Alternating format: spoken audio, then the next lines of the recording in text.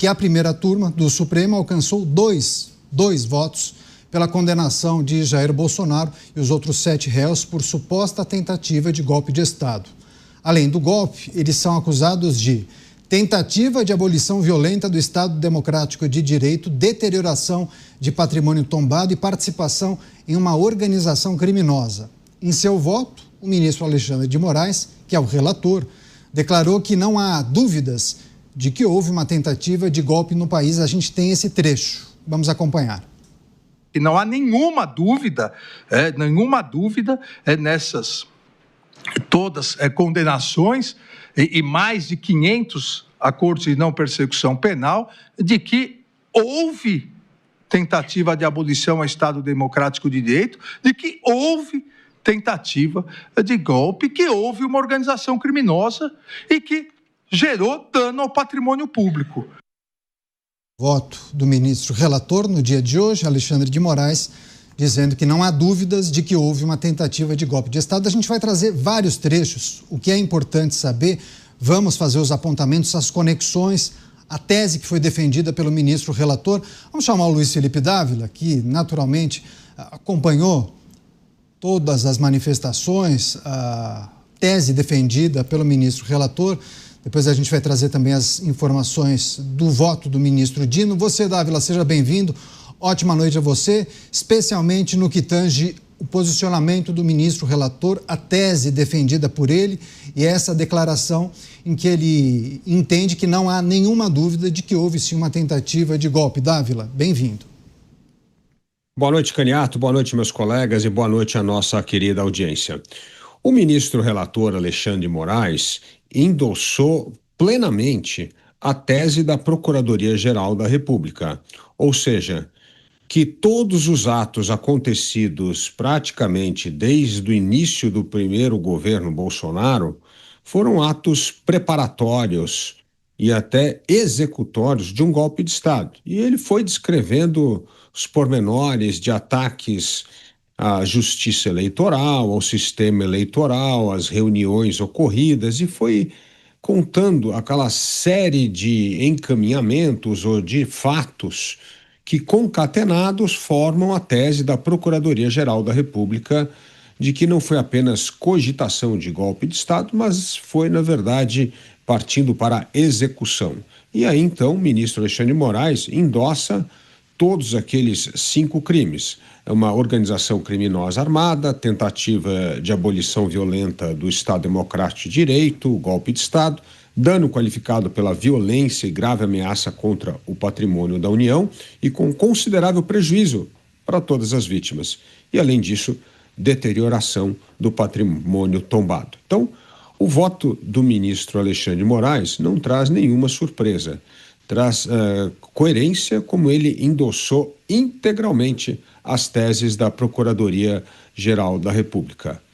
Agora, o que chama a atenção no voto é justamente a narrativa construída de que fatos que ocorreram lá atrás já eram atos preparatórios de um eventual golpe de Estado. Ou seja, parece que desde o primeiro dia que o presidente Bolsonaro assumiu o poder, ele já tinha intenção de permanecer no poder e dar um golpe de Estado.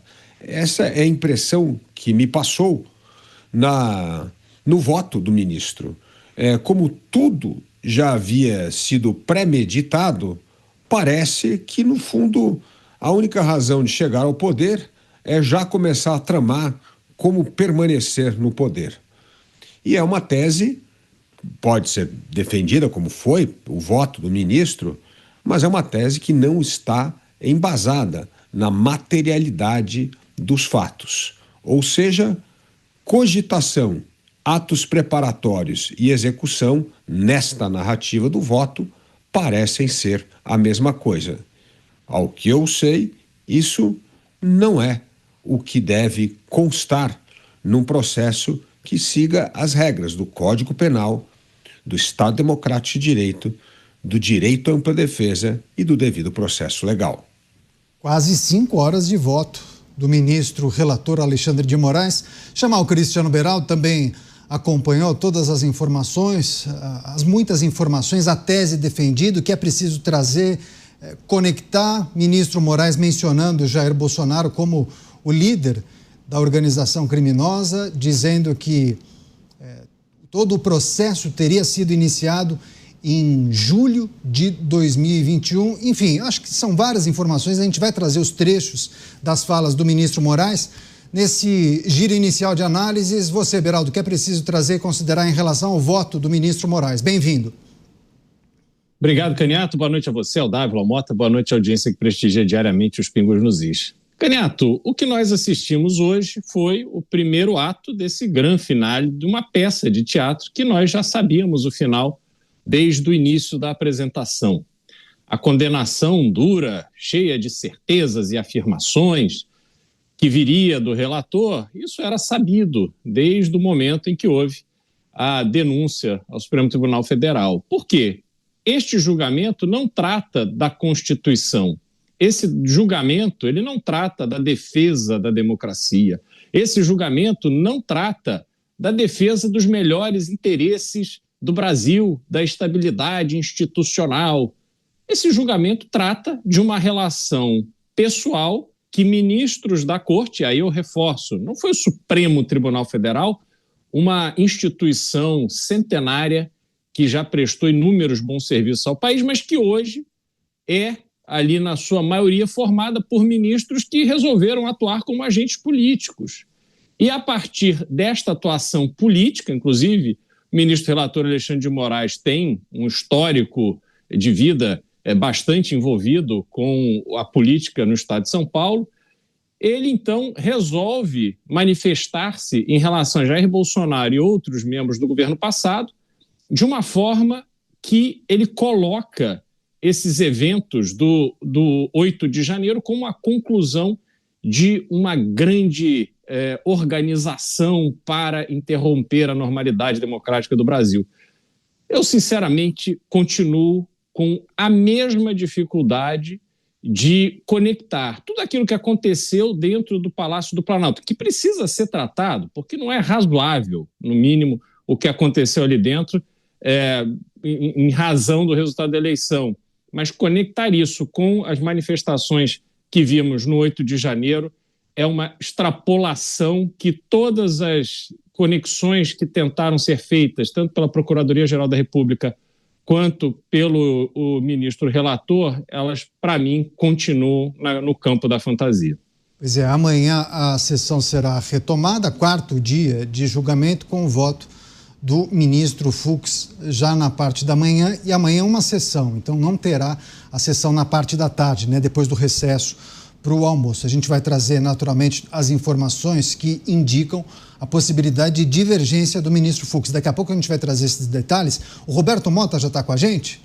Deixa só. Tá bom, então daqui a pouco o Mota vai trazer também suas análises e comentários. Eu vou voltar com o Luiz Felipe Dávila, porque havia, né, Dávila, uma impressão de que poderia haver algum tipo de reflexão do ministro relator em relação às muitas alegações que foram feitas pelas defesas dos réus. E antes de proferir o seu voto, o ministro relator rejeitou justamente todas as alegações que foram feitas pelos advogados.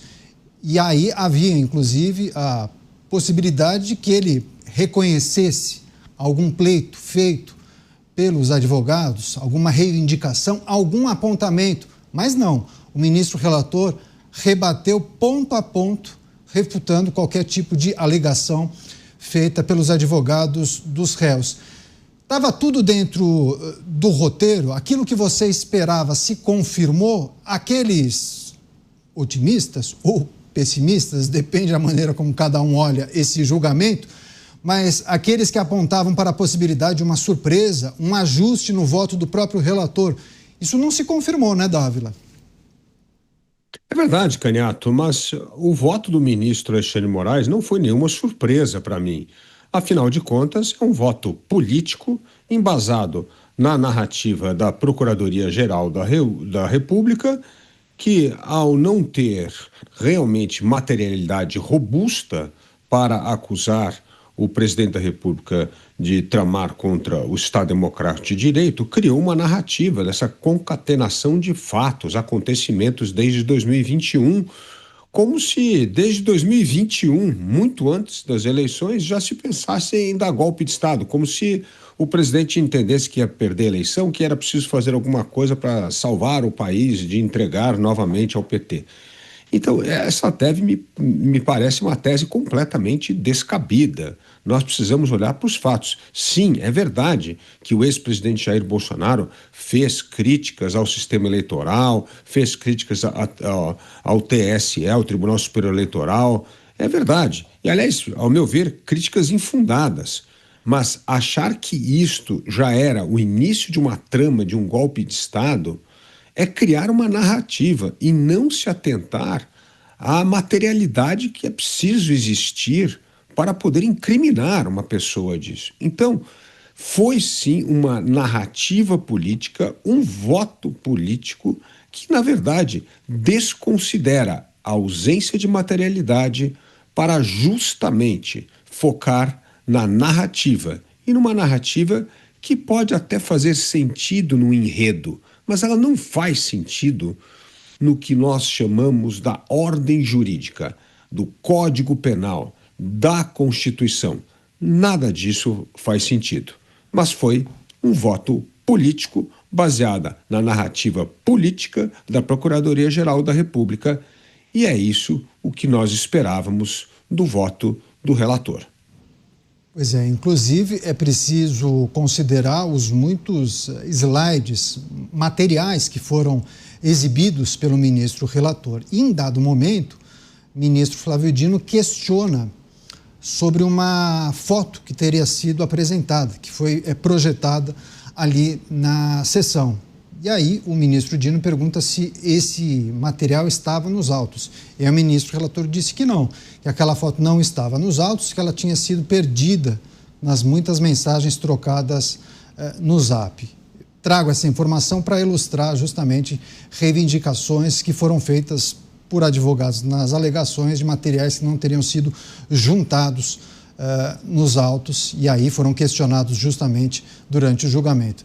Deixa eu passar para o Cristiano Beraldo, porque quando se fala em tese e os crimes imputados aos réus, é preciso lembrar da abolição do Estado Democrático de Direito, que tipifica a tentativa de abolir o regime democrático por meio de violência ou grave ameaça. Por que eu trago essa informação? Porque a tese defendida conecta, então, todas essas reuniões, essas discussões, ao que aconteceu no dia 8 de janeiro, né? Como se toda aquela preparação indicasse que o grande finale fosse os atos do dia 8 de janeiro. Então, essa tese só para em pé quando você acaba conectando ao 8 de janeiro. Mas não me parece que o 8 de janeiro tenha sido o que foi discutido por alguns integrantes do governo. A tese só para em pé quando há essa conexão com o 8 de janeiro, né, Beraldo? Pois é, Canhete, você sabe que essa dúvida, que não é só sua, é minha e de tantas pessoas, ela seria mais facilmente esclarecida se nós tivéssemos, por exemplo, as imagens que foram captadas pelas câmeras do prédio do Ministério da Justiça. E aí a gente se lembra que o ministro da Justiça, que por acaso na época era o atual ministro do STF, Flávio Dino, essas imagens foram perdidas sem nunca terem sido vistas. E eu tenho que me lembrar da declaração do próprio ministro à época, dizendo, quando cobrado para apresentar essas imagens, dizendo que, puxa vida, o nosso sistema de imagens é feito para apagar a cada não sei quantos dias as imagens captadas. E aí a gente não se deu conta de que seria importante guardar essas imagens e elas acabaram deletadas, acabaram apagadas. Olha, uma manifestação como essa, vindo de um ministro da Justiça, que tem um histórico, não apenas como governador, mas de atuação no âmbito do judiciário, deveria ter sido causa para demissão. Afinal de contas, o governo, já naquele momento, estava ali preocupadíssimo porque ele havia sido vítima de uma tentativa de golpe. Caso o ministro da Justiça sequer consegue manter provas, material fundamental para a avaliação daqueles eventos, deveria ter sido demitido, mas não. Ele foi promovido, foi indicado ao Supremo Tribunal Federal, cargo que exercerá até os 75 anos de idade. E como se não bastasse o seu envolvimento direto no 8 de janeiro, ele se coloca na posição de julgar o que aconteceu ali, essa chamada trama golpista, sem se dar por impedido. Posição aprovada, endossada e aplaudida pelos seus pares. Então, o que é razoável, aquilo que nós, brasileiros comuns, que não somos essas ilustres figuras tão profundas, conhecedoras da Constituição e defensores da democracia brasileira, nós somos pessoas comuns, mas é impossível ignorar o mau cheiro que sai do Supremo Tribunal Federal diante desse julgamento. E eu termino, Caniato, perguntando o que é a tão falada democracia. O que é esse Brasil democrático, esse Estado democrático de direito? O que ele é? Quer dizer, o que de fato foi atacado? O Brasil democrático, a nossa democracia, é composta por 3 poderes? Presidente da República, pelo Judiciário, que tem acima dele o Supremo Tribunal Federal, pelo Congresso Nacional, Câmara e Senado. Então, de que forma esta grave ameaça foi feita? Ela foi feita a quem? E uma coisa é eu estar na arquibancada xingando o juiz, xingando um jogador. Outra coisa é eu me colocar cara a cara com o juiz e fazer uma ameaça à vida do juiz ou à integridade física do juiz. São coisas completamente diferentes. Então, eu gostaria de entender de que forma esta grave ameaça se consolidou de forma material. Porque ameaça é ameaça. Quando eu acuso alguém de ter me ameaçado, em algum momento, por escrito, por fala, ele me fez uma ameaça. Mas nesse caso ameaçou quem? De que forma? De que forma a democracia, com D maiúsculo, tão defendida, de que forma ela foi ameaçada? Ela esteve ali no limite de ser extinta no Brasil? Eu continuo sem absolutamente nenhuma resposta para essas dúvidas.